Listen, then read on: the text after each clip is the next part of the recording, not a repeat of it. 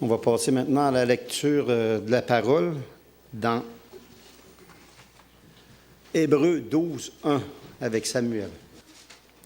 Nous donc aussi, puisque nous sommes environnés d'une si grande nuée de témoins, rejetons tout fardeau et le péché qui nous enveloppe si facilement et courons avec persévérance dans la carrière qui nous est ouverte. Que Dieu bénisse la lecture de sa parole. Amen. Demeurez debout, on va passer au moment de louange, en commençant par le chant « Il est exalté ».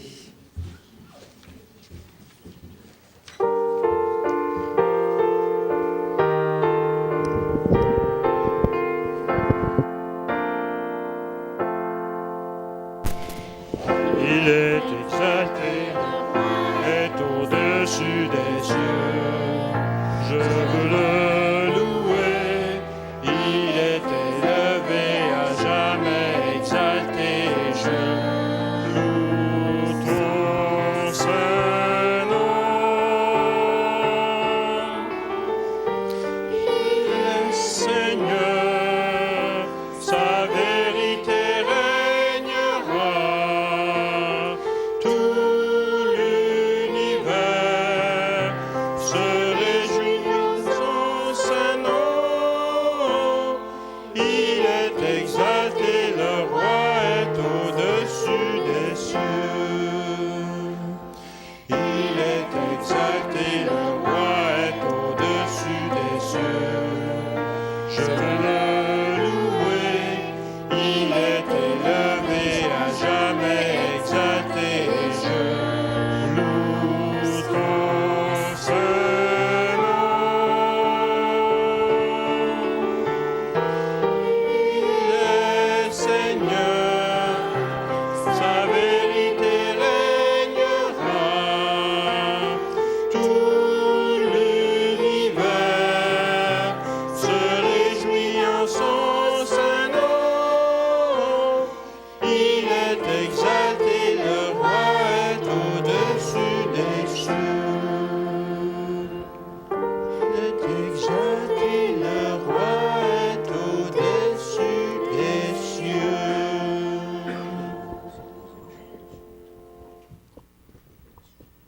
OK, au-dessus de tout maintenant.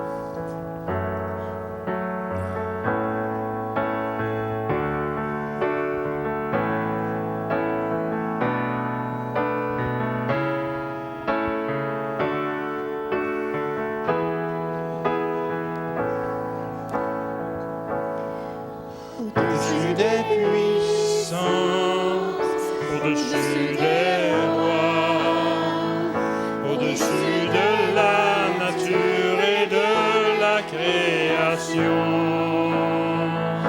au-dessus de tous les plans des hommes sages,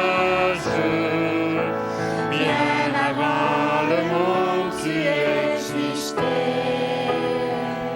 Au-dessus des royaumes, au-dessus des trônes, au-dessus des merveilles que ce monde a connues, par-dessus tous les trésors de la terre, rien ne peut mesurer ta valeur. Crucifié, seul abandonné, tu as souffert, méprisé, rejeté, tel une rose foulée sous nos pieds. Tu m'as sauvé, tu m'as aimé, par-dessus tout.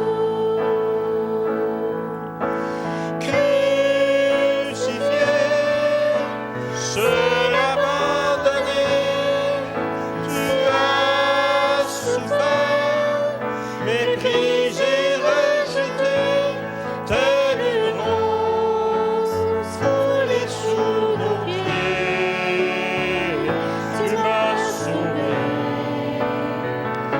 m'as aimé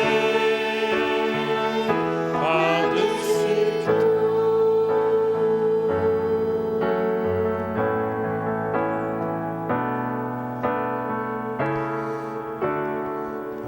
Par-dessus tout. Amen.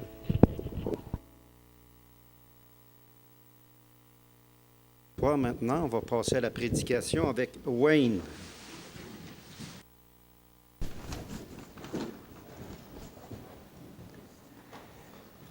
Bonjour et bon sabbat à tout le monde. C'est un plaisir d'être ici ce matin. C'est ma première fois de faire la prédication en tant que, peut-être pas membre officiel, mais d'être ici à temps plein. Alors, je suis content d'être parmi vous ce matin. Est-ce qu'il y en a qui sont découragés? Ce n'est pas le genre de question qu'on a l'habitude de se faire poser. Parce que d'habitude, quand on voit les gens, on dit « Comment ça va? » Puis on est tous encouragés, puis on essaie d'avoir une réponse positive au moins. Mais malheureusement, ce n'est pas toujours le cas. Parfois, on passe à travers des expériences difficiles. Parfois, la vie est lourde. Parfois, il y a des défis. Et même si on regarde les statistiques, on voit que la dépression est un problème majeur de notre société. Puis, malheureusement, c'est un problème encore plus gros au Québec qu'ailleurs aussi. Mais je pense que quand même, Dieu, il y a beaucoup d'espérance à nous donner, mais c'est que parfois, on a l'impression d'être loin de Dieu quand on est découragé. Est-ce que ça vous arrive? Quand on passe à travers des expériences difficiles, on a l'impression que Dieu est à quelque part, il n'est pas proche de nous, il est loin, puis c'est difficile de le voir. Mais en fait, Dieu ne change pas. Dieu est toujours là, il est toujours disponible pour répondre à nos prières, il est toujours disponible pour être à côté de nous. Mais dans notre situation, parfois de déprime ou d'autres choses, parfois, on a quand même cette impression-là, puis cette impression-là peut être très réelle aussi. Ça peut être quelque chose qui rend la vie difficile. Mais dans la Bible, il y a beaucoup d'histoires. J'aime beaucoup les histoires dans la Bible. Je pense que j'ai peut-être gardé mon cœur d'enfant parce que quand on est enfant, on aime écouter les histoires. Puis même, c'est intéressant de voir les changements qui arrivent selon l'âge de l'enfant aussi, parce que quand l'enfant est petit, il veut toujours écouter les mêmes histoires. La même histoire à tous les jours, ça ne dérange pas. Ça peut être la même histoire pendant toute la semaine.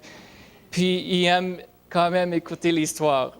Quand on devient un peu plus grand, peut-être qu'on se tanne un peu plus des mêmes histoires, mais je pense qu'il y a beaucoup de leçons riches dans les histoires bibliques. Puis, j'aimerais ce matin qu'on regarde à une histoire qui se trouve dans l'Ancien Testament. C'est dans le livre de Néhémie. Puis, il y avait justement une expérience difficile, mais on voit aussi la victoire qu'ils ont eue sur leurs difficultés. Alors, je pense que ce serait une bonne histoire pour nous ce matin. Puis, ce matin, on va parler un peu justement du fait ou de ce problème qui arrive, le problème de découragement. Puis, on va voir justement que les Israélites aussi, dans cette histoire, ils ont été face au découragement aussi. Et il y a eu des expériences difficiles pour eux aussi. Mais je pense que c'est intéressant de noter que pour ce matin, on va parler de deux types d'attaques ou deux types de découragement, deux causes de découragement différentes. Une cause, ça peut être des causes externes. Alors, ça peut être des choses qui se passent à l'extérieur de nous, autrement dit, des gens autour de nous. Et on peut aussi avoir des causes internes de découragement. Dans Néhémie chapitre 4, on va regarder dans le chapitre 4 parce que notre histoire de ce matin se trouve justement dans ce chapitre-là. On voit que juste pour avoir un peu l'arrière-plan de l'histoire, on voit que Néhémie, lui, il avait vraiment le désir de voir les murailles de Jérusalem rebâties. Parce que lui, il a vu que depuis des années, depuis que les Israélites étaient en Babylone, il a vu que il n'y avait pas de... Jérusalem était là en ruine, puis c'était terrible. Lui, il a vraiment eu le désir d'aller voir, pour voir qu'est-ce qu'il pourrait faire justement pour reconstruire la ville de Jérusalem. Alors ça, c'était son plan, c'était son objectif, il a quitté Babylone justement, mais c'était les Mèdes et les Perses maintenant qui étaient là. Puis il a quitté justement ce royaume-là pour aller à Jérusalem avec des gens pour l'aider justement à reconstruire les murs de Jérusalem. Alors ça, c'était son objectif, mais en arrivant là-bas, ils ont vu qu'il y avait pas mal de problèmes, pas mal de défis et difficultés devant eux. Et on voit dans le chapitre 4 de Néhémie, au verset 1, que lorsque Sanballat apprit que nous rebâtissions la muraille, il fut en colère et très irrité. Alors, on voit ici qu'il y avait des gens qui n'étaient pas du tout contents du fait qu'ils ont décidé de commencer à reconstruire les murs. Et au verset 2, on voit justement ici la première cause externe de découragement. Il se moqua des Juifs et dit devant ses frères et devant les soldats de Samarie, « À quoi travaillent ces Juifs impuissants?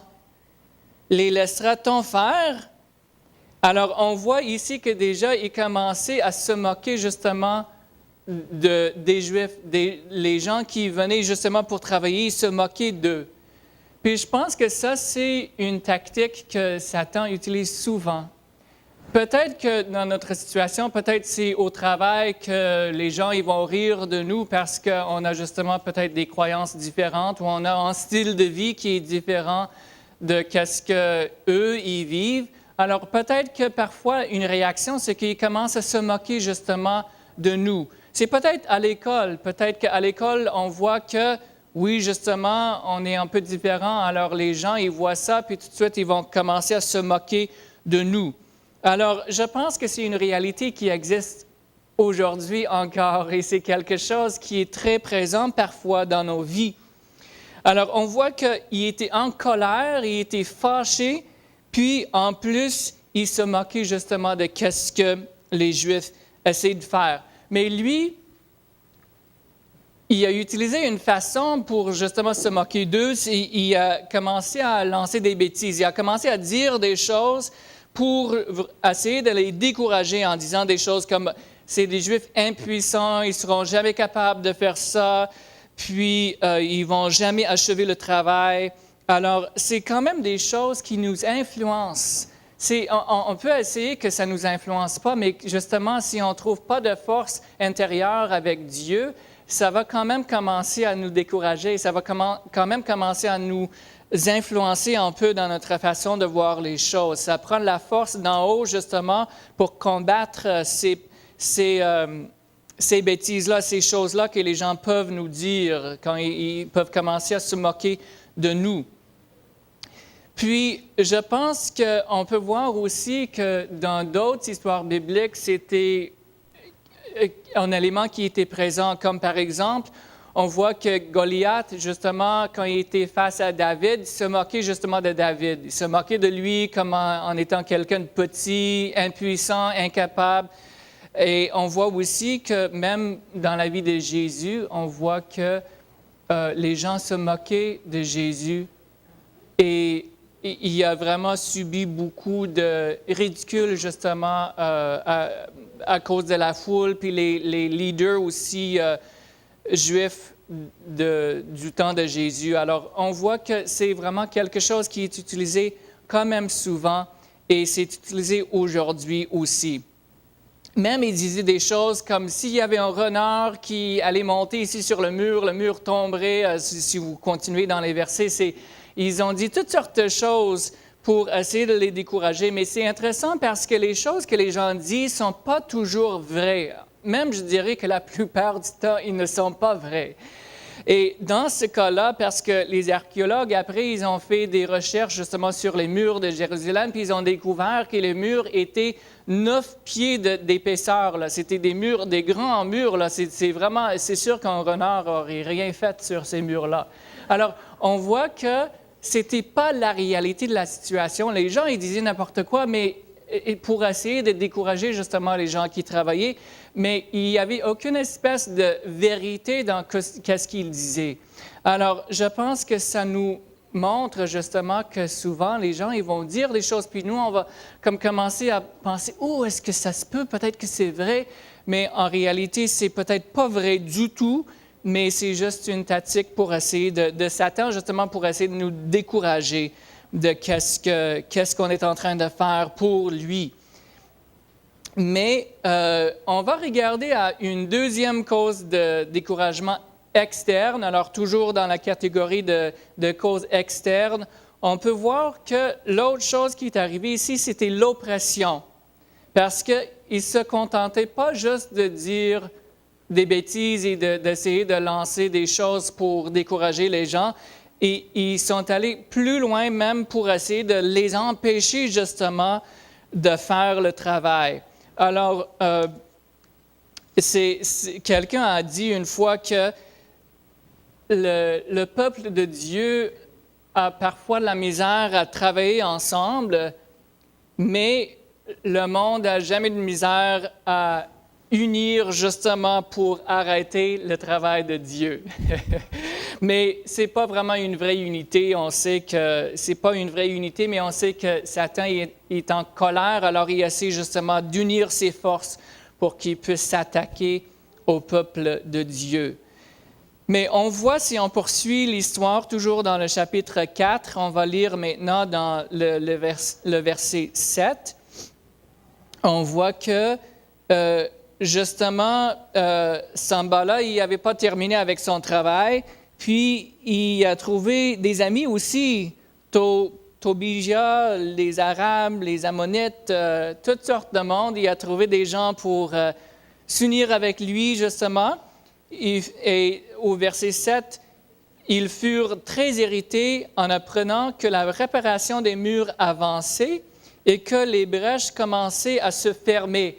Alors, ils ont essayé, avec une première attaque, de les décourager en disant des choses, mais ça n'a pas marché. Alors là, le travail avançait tranquillement. Puis, ils ont découvert que la réparation continuait et avançait. Mais au verset 8, ils se liguèrent tous ensemble pour venir attaquer Jérusalem et lui causer du dommage. Alors, on voit que quand ça n'a pas marché de dire les choses, ils ont décidé de passer à l'action, justement, de faire quelque chose pour essayer, justement, de les faire arrêter tout ce qu'ils essayaient de faire. Puis, je pense que c'est quelque chose qui est souvent...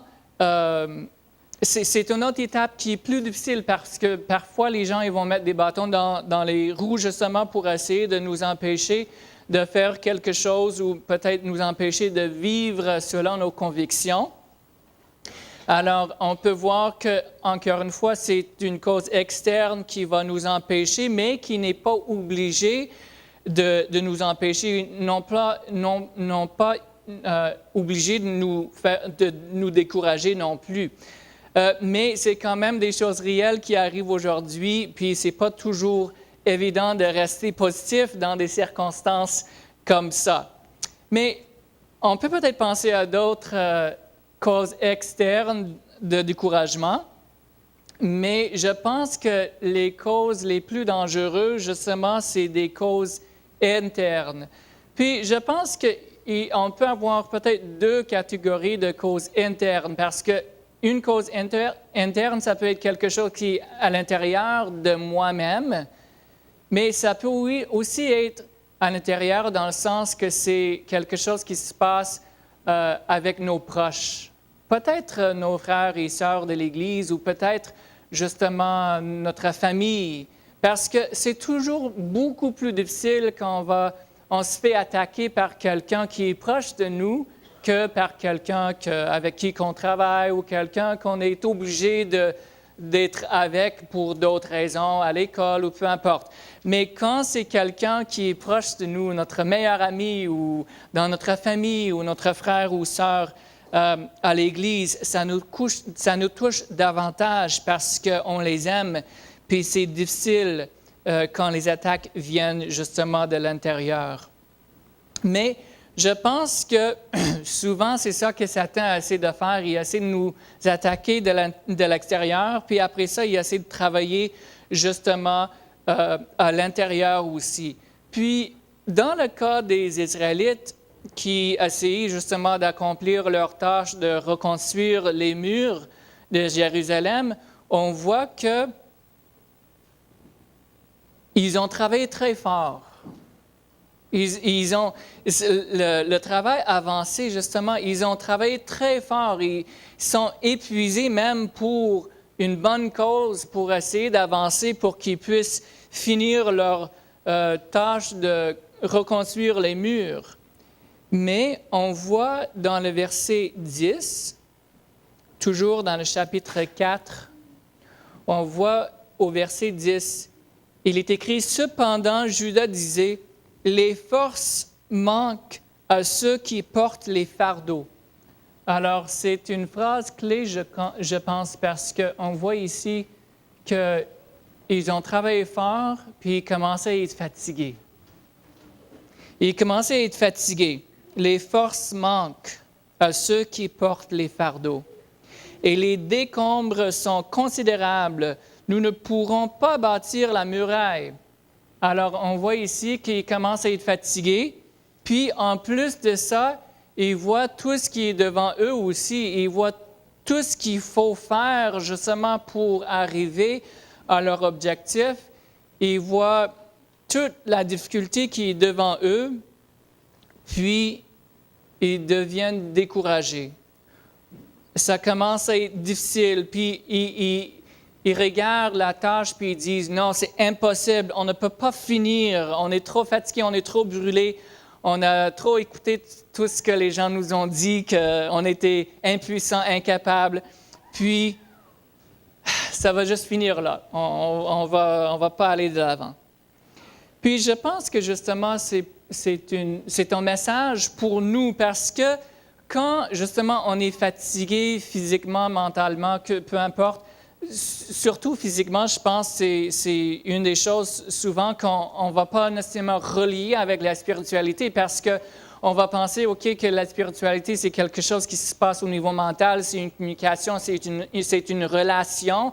Alors, ça, c'est des mots qu'on utilise souvent pour notre spiritualité, mais de faire le lien avec notre corps physique, on le fait peut-être moins souvent. Mais il y a vraiment un lien entre notre condition physique et notre spiritualité ou notre relation avec Dieu. Alors, on voit justement que la fatigue, c'est quelque chose qui affecte justement notre capacité d'avoir une relation saine avec Dieu et d'avoir du courage, justement. On peut plus facilement être découragé quand on est fatigué physiquement. Alors, on voit que c'était justement la situation des Israélites. Ils étaient physiquement fatigués et ils étaient aussi découragés. Ils commençaient à voir qu'il restait trop de travail à faire, puis ils ne pensaient pas être capables de le faire. Mais c'est intéressant parce que on voit que au début, ça allait très vite. Puis, quelqu'un a dit que la meilleure chose qu'on peut avoir, c'est quand on vient de découvrir une bonne idée. Le feeling qu'on a quand on vient de découvrir une bonne idée, ça, c'est le meilleur feeling qu'on peut avoir. Et ça arrive juste avant qu'on trouve pourquoi que notre bonne idée ne marcherait pas. Alors, il y a juste une laps de temps là où on pense que oui, ça, c'est la meilleure chose que j'ai jamais faite. Puis c'est avant de voir où il y a peut-être des problèmes Alors, c'est un peu la situation des Israélites. Ça a avancé vite, là, la première moitié, là, ça a avancé parce qu'ils voyaient que, justement, le mur montait, puis ils voyaient que le travail avançait.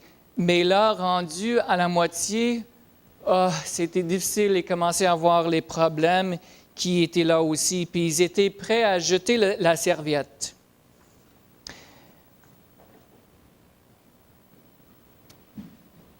Une deuxième chose qui peut arriver quand on est attaqué, c'est qu'on peut devenir frustré.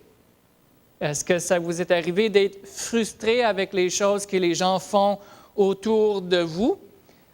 Peut-être qu'on pense que c'est injuste que mes camarades m'attaquent comme ça ou que mes collègues au travail, pourquoi que c'est moi qui ai le ciblé, pourquoi que c'est... Alors, on peut devenir en colère, on peut devenir frustré justement de qu'est-ce qui arrive. Ou on peut aussi être frustré par la tâche qui est devant nous, comme eux dans ce temps-là. Et ça allait bien jusqu'à la moitié, mais là, ils commençaient à voir qu'il y avait pas mal de choses à faire encore, qu'il y avait pas mal de pierres qui restaient là de l'ancien mur. Il y avait pas mal d'autres choses qu'il fallait toutes enlever pour qu'ils puissent avancer dans leur travail. Alors, ils étaient frustrés justement par la situation, frustrés par les attaques de Sanballat puis ses camarades aussi. C'est là que c'était plus difficile. Dans Hébreux chapitre 12, si vous voulez tourner avec moi dans Hébreux chapitre 12 et le verset 1, c'est le verset qu'on a lu tantôt. Dans Hébreux chapitre 12, le verset 1, on voit que si on veut justement avancer dans notre tâche qui est devant nous, il y a des choses qu'on peut faire. Alors, dans Hébreux chapitre 12, le verset 1, on voit, nous donc aussi, puisque nous sommes environnés d'une si grande nuée de témoins, rejetons tout fardeau. Alors ça, c'est quelque chose qu'on peut faire. Quand on voit qu'il y a des fardeaux qui nous découragent, on voit qu'on porte des choses qui nous nuisent, qui nous rendent incapables d'aller de l'avant. On est conseillé de rejeter justement tout fardeau et que le péché que nous enveloppe si facilement, alors c'est le péché aussi, le péché va nous nuire dans notre relation avec Dieu et va nous empêcher justement d'avancer. Alors on veut jeter aussi le péché, demander à Dieu de nous enlever le péché justement. Et courons avec persévérance. Alors, le mot-clé là, c'est persévérance. On voit justement que ce n'est pas en accomplissant la moitié de la tâche qu'on va finir. C'est pas à la moitié. À la moitié, c'est peut-être un point critique. Il y a toujours un point critique dans tous les projets. Alors, c'était peut-être pour les Israélites, c'était leur point critique justement, mais c'était pas en arrêtant là qu'ils allaient accomplir la tâche. C'était avec persévérance de continuer dans la carrière qui nous est ouverte. Alors, on voit que, justement, quand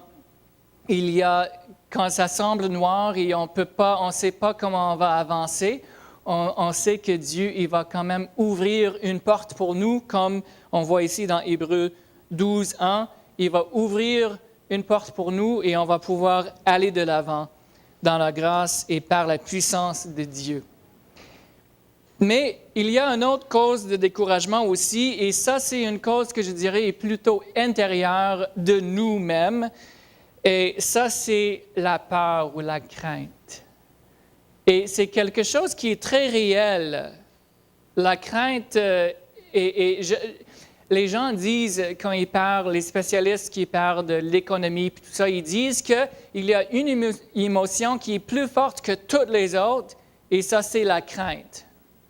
Alors, quand les gens ont peur, justement, comme par exemple, s'ils ont peur qu'ils vont tous perdre leur argent ou quelque chose comme ça, ils vont faire des choses vraiment bizarres, vraiment étranges, qui c'est pas normal, ils ne fonctionnent pas de façon normale, parce que la crainte nous nous fait faire des choses qu'on ne ferait pas normalement. Alors, c'est quelque chose qui est quand même une émotion très forte, mais je pense que c'est quelque chose qui est présent aussi dans nos vies de temps en temps, peut-être parfois trop souvent. Il y a un homme qui a fait des recherches sur justement nos peurs, puis il a découvert que 60% de nos peurs ou de nos craintes ne sont pas fondées du tout. Ils ne sont pas fondés sur rien. C'est une crainte qu'on a, mais ce n'est pas bien fondé. 20% de nos craintes sont déjà derrière nous. 10% de nos craintes sont insignifiantes. Alors, autrement dit, ça ne fait aucune différence dans notre vie.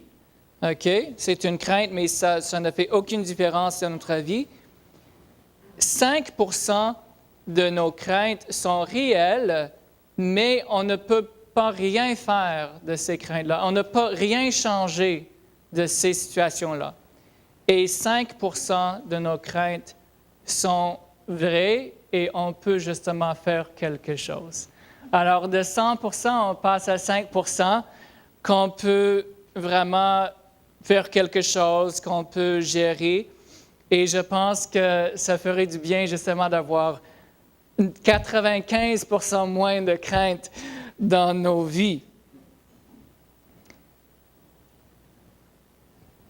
Je pense que si on se laisse là, je pense qu'on n'aurait pas vraiment les outils nécessaires pour vaincre justement le découragement. Peut-être qu'on partirait d'ici encore plus découragé que quand on est venu. Alors ça, ce n'est pas l'objectif. Je pense que c'est important de réaliser que parfois quand on est dans une situation de découragement ou de déprime, mais en même temps, c'est important d'avoir des outils justement pour passer à travers et pour finir, pour accomplir la tâche qui est devant nous, comme les Israélites dans le temps de Néhémie. Alors, je pense que la première chose qu'on peut faire, c'est justement de demander de l'aide. Et je ne parle pas de demander à quelqu'un d'autre dans cette partie-là, je parle de demander à Dieu de nous aider. Puis, on voit justement, c'est ça que Néhémie a fait. Parce que si on poursuit toujours dans le chapitre 4 de Néhémie, maintenant on va regarder le verset 4, on voit que c'était exactement ce que Néhémie a fait. Alors, il a dit, « Écoute notre Dieu, comme nous sommes méprisés, fais retomber leurs insultes sur leur tête. Et livre-les au pillage sur une terre où ils soient captifs. » Alors, on voit justement que c'était parce que, en fait, Néhémie, c'était le leader justement de ces gens-là qui avaient pour objectif de reconstruire le mur de Jérusalem. Alors, on voit que en tant que leader, parfois, c'est encore plus difficile de garder le courage parce que on a non seulement les gens à l'extérieur de nous qui nous découragent, mais aussi on voit que notre équipe commence à être découragée aussi. Alors, il faut demander plus de courage de Dieu et on voit que c'était justement ça que Néhémie a fait. Il a dit, c'est quand même étrange qu'est-ce qu'il a dit dans le verset 5, il a dit « Ne pardonne pas leur iniquité ». Alors, lui il a dit, ça n'a pas d'allure ce qu'ils font, là, on ne va pas les pardonner. Il faut qu'ils soient punis pour ce qu'ils font. Alors, puis on voit justement qu'il a prié, puis il a dit, qu'il a demandé à Dieu de les garder jour et nuit pour nous défendre contre leur attaque. Alors, ça, c'est au verset 9. Il a prié que Dieu viennent en aide pour qu'ils les gardent jour et nuit pour les défendre contre les attaques des ennemis. Alors ça, je pense que justement, on a le privilège de demander à Dieu de venir à notre aide et de nous aider dans une situation qui est difficile. Et parfois, on peut même exprimer nos colères, on peut même exprimer notre frustration à Dieu. parce que lui est capable plus que tous les autres de nous comprendre et de nous aider aussi, et de nous aider à évacuer justement peut-être nos frustrations, les choses qui nous nuisent justement dans notre relation avec lui. Je pense qu'une autre chose qu'on peut faire justement pour vaincre le découragement, c'est quelque chose qui est peut-être plus pratique, c'est de réorganiser nos priorités. Parce que, en fait, on est tous égaux. On a tous 24 heures par jour. Personne n'a trouvé le truc pour en avoir 26 ou 23. Tout le monde a 24 heures par jour et on est responsable justement pour gérer notre temps. Et je pense que ça, c'est peut-être même le plus grand cadeau que nous avons, justement, c'est notre temps aussi. On peut être riche, on peut être pauvre, mais on a tous du temps. Et on a le même montant de temps aussi. Alors, les priorités, c'est quelque chose que souvent dans la vie, je dirais, il faut les réviser. Il faut regarder un peu quelles sont les priorités et de quelle façon on a peut-être manqué la marque, justement. Et c'est justement ça que Néhémie a fait si on poursuit au verset 13. On voit que c'est ça que Néhémie a fait. On voit qu'un leader qui est capable justement de s'ajuster par rapport à la situation est un bon leader. Alors, on voit que Néhémie, il avait vraiment ce talent-là d'être leader et de s'ajuster selon la situation actuelle. Alors, après les menaces justement de Sanballat puis son équipe, et que même ils sont venus pour essayer d'attaquer, même physiquement, on voit que Néhémie, il a revisé justement ses priorités au verset 13 de chapitre 4 de Néhémie. C'est pourquoi je plaçais dans les enfoncements derrière la muraille et sur des terrains secs le peuple par famille, tous avec leur épée, leur lance et leur arc. Alors, on voit qu'il a changé son plan de match ici. On voit qu'il a dit, OK, si ils veulent nous attaquer, on va se préparer justement pour leurs attaques, puis on va avoir les armes nécessaires pour se défendre. Mais c'est intéressant de noter qu'il a demandé à Dieu avant cette étape-là. Il a commencé par demander à Dieu justement de venir en aide. Après ça, il s'est organisé justement pour faire face à la situation actuelle. Puis, quelque chose qui me frappe dans cette histoire, qui est quand même assez incroyable, parce que c'était quand même un petit groupe de gens qui essayaient de reconstruire les murs, puis j'ai comme l'impression que l'équipe de Sanballat était beaucoup plus grande que le peuple de Dieu. Mais on ne voit à nulle part qu'ils sont vraiment venus attaquer ces gens-là. Alors pour moi, c'est vraiment, ils ont menacé de venir attaquer, puis ils sont même venus, mais une attaque, on ne le voit pas. Alors je pense que justement, c'est parce que Dieu a fait un miracle, parce qu'ils auraient été capables probablement de battre les Israélites assez facilement si on compte les nombres. Mais parce qu'il a demandé à Dieu, puis ensuite ils sont préparés, Dieu il a honoré, il a protégé justement les Israélites pour qu'ils ne soient pas attaqués. Alors c'est vraiment, pour moi, je pense qu'on voit ici qu'on a une responsabilité justement de reviser nos priorités, mais il faut avoir la foi aussi pour croire que Dieu il va venir à notre aide, puis il va justement régler le problème.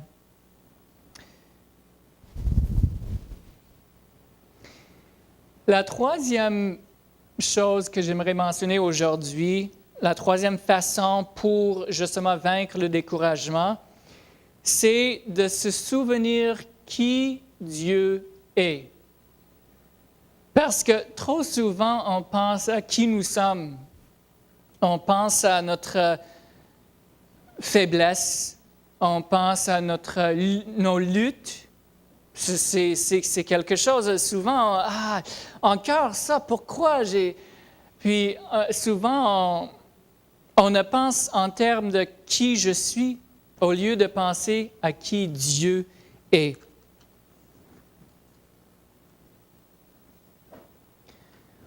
Au verset 14, si on poursuit, on voit « Je regardais et m'étant levé, je dis aux grands, aux magistrats et au reste du peuple, ne les craignez pas. Souvenez-vous du Seigneur, grand et redoutable, et combattez pour vous, vos frères, vos fils et vos filles, et pour vos femmes et vos maisons. » Alors, on voit ici justement qu'il n'a pas dit « vous êtes capable, vous êtes fort ». Il a dit « non, souvenez-vous du Seigneur ». Tous les miracles que Dieu a faits jusqu'à maintenant pour le peuple d'Israël, toutes les choses qu'il a faites pour tous les gens qui l'aimaient depuis la création du monde, nous, on est privilégiés parce qu'on a encore plus d'exemples qu'on peut voir de la façon dont Dieu est puissant et il est capable de tout faire. Alors ça, je pense que ça nous donne courage parce que tant aussi longtemps qu'on va continuer à regarder à nous-mêmes, on va être découragé. Peut-être pas toujours, peut-être que parfois on va se sentir mieux, parfois on va se sentir moins bien, mais si on garde les yeux fixés sur Dieu, on voit toujours la puissance parce que Dieu, c'est un Dieu de miracles. Dieu, il est capable de tout faire. Alors Dieu n'est pas limité comme nous. Il est capable de tout faire pour nous. Puis, j'aimerais qu'on voit 2 autres versets aussi qui nous parlent de la même chose. Un des versets se trouve dans 2 Corinthiens, chapitre 13, et le verset 4. 2 Corinthiens, chapitre 13, le verset 4. Parce que on voit que quand on réalise justement notre faiblesse, on est en mesure de voir la puissance de Dieu. Mais c'est en voyant que moi, je ne suis pas capable, je suis incapable, que je peux voir que Dieu est puissant. 2 Corinthiens, chapitre 13, le verset 4. « Car il a été crucifié à cause de sa faiblesse, mais il vit par la puissance de Dieu. Nous aussi, nous sommes faibles en lui, mais nous vivrons avec lui par la puissance de Dieu. » Alors, c'est important de comprendre que ce n'est pas en étant en Jésus, ce n'est pas par notre propre puissance, mais c'est toujours par la puissance de Dieu. La puissance reste quand même à Dieu et il nous donne la puissance, mais c'est toujours à lui pour agir envers vous. Alors, on voit justement que Dieu, il veut nous donner sa puissance, il veut nous encourager et il veut faire des miracles dans nos vies.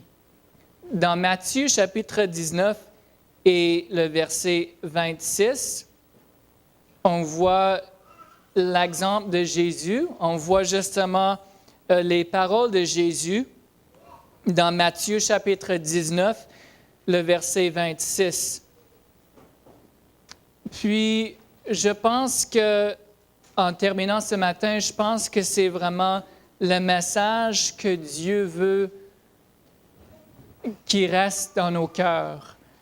Parce que on peut être face de beaucoup de situations difficiles dans nos vies. On peut souvent être dépassé par ce qui se passe. On peut être dépassé par un problème qu'on a. Mais on sait que pour Dieu, on va le lire ensemble. Matthieu, chapitre 19, le verset 26. Jésus les regarda et leur dit, « Aux hommes, cela est impossible, mais à Dieu, tout est possible. » Alors ça, c'est la promesse pour nous ce matin, c'est qu'on est humain, oui. En tant que chrétien, on est quand même humain. On n'a pas encore été transformé, notre corps n'a pas encore été transformé. Mais avec Dieu, tout est possible. Alors, c'est une belle promesse pour nous et j'espère qu'on va pouvoir faire face à cette année 2015 avec beaucoup de courage et aussi en réalisant que c'est par la puissance de Dieu que nous pourrons avoir la victoire.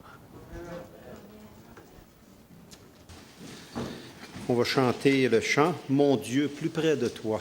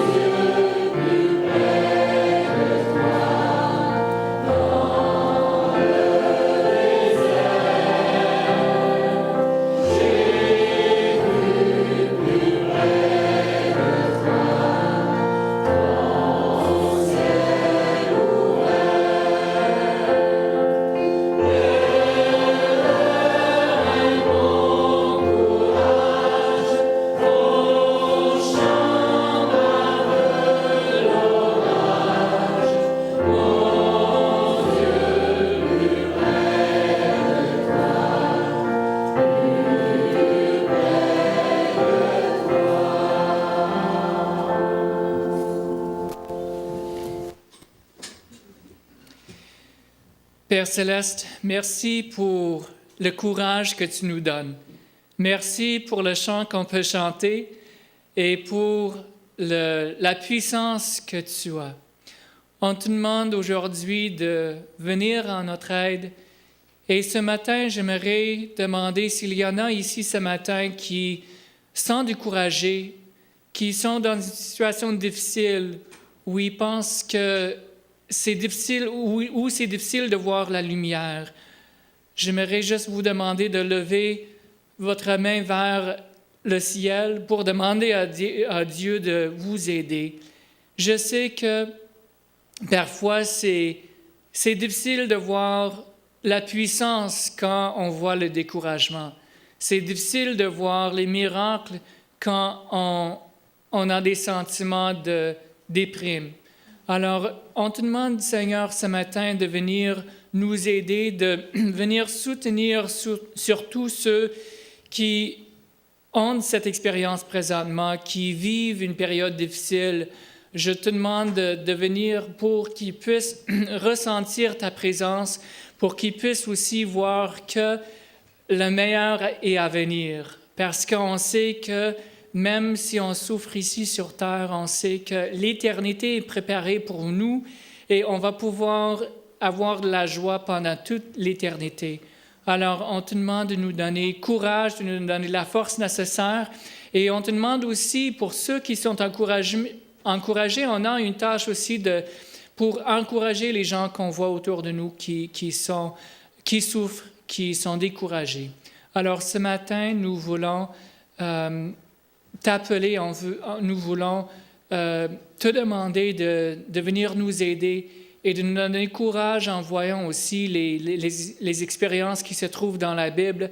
On voit justement que tu as accompli ta mission des milliers de fois et on te demande de faire aussi de notre vie, d'accomplir dans notre vie ta mission aussi. C'est notre désir et on te prie au nom de Jésus. Amen.